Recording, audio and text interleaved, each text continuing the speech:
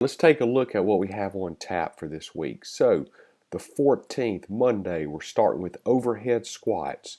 Remember, overhead squats is considered our deload.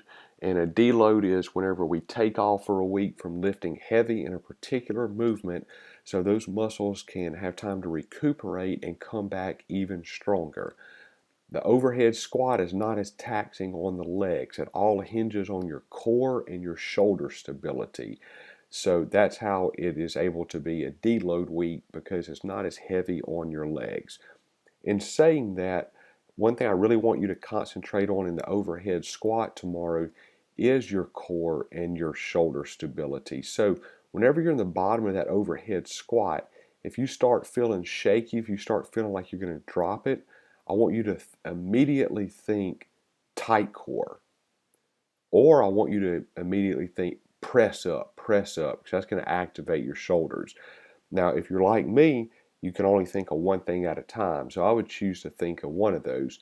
But if you're a little more intelligent, you can think of two cues at the same time. Think of both of those tight core, press up. Then we're going to do as many rounds as possible of 5 overhead lunges, 10 bar over burpees. That's actually 10 burpees over the bar, and a 200-meter run. The 5 overhead lunges, that's going to be tough. Just be ready for that. If you need to rest up a little bit before you do it, even if you need to break it up, that's fine. Hopefully you won't have to break it up, but if you do, that's fine. I just want you to be aware that it is going to be challenging. It is supposed to be challenging.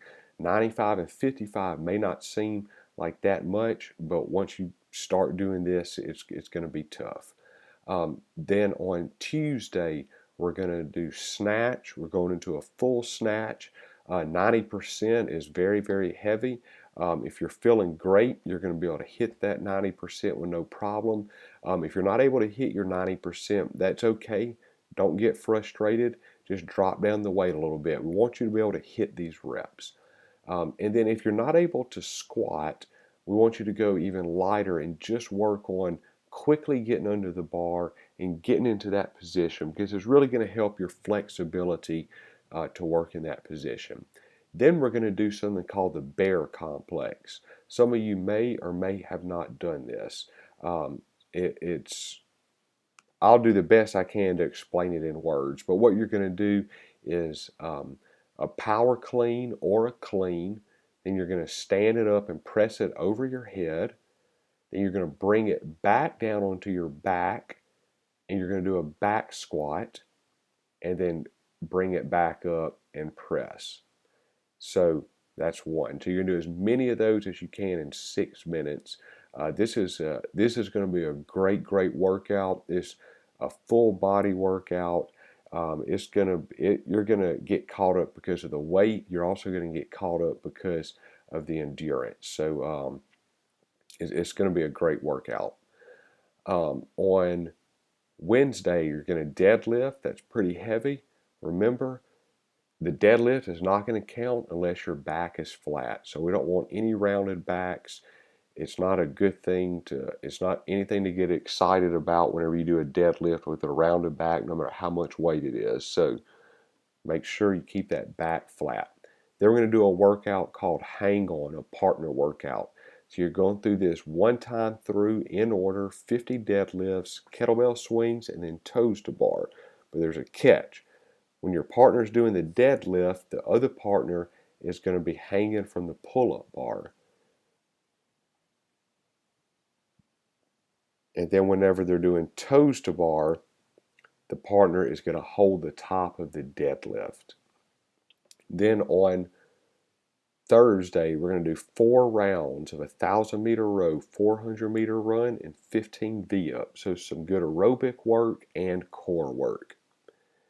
Then on Friday, we're going to do a complex of a full snatch.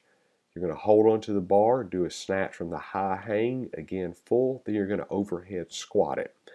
I love complexes because it really reinforces good technique because on those last couple reps, you're really starting to get tired and you can no longer just muscle that weight up. You really have to drop under. You got to press it out. You got to be right on point to get those last lifts.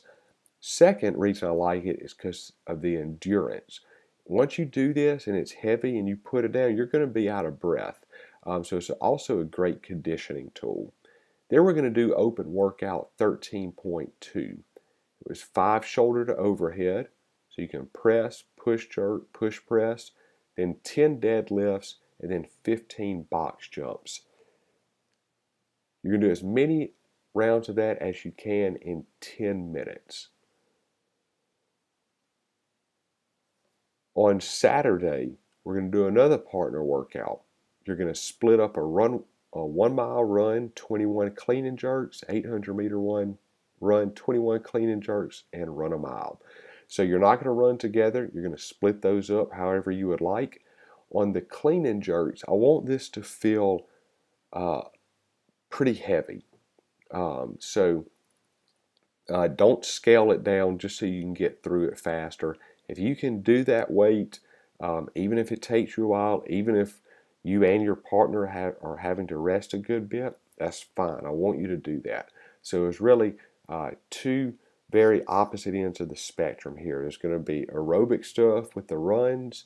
It's going to be a little more intense than pure aerobic because you are doing it in intervals, but then we're going to get a little bit heavier with the weights. So enjoy your week.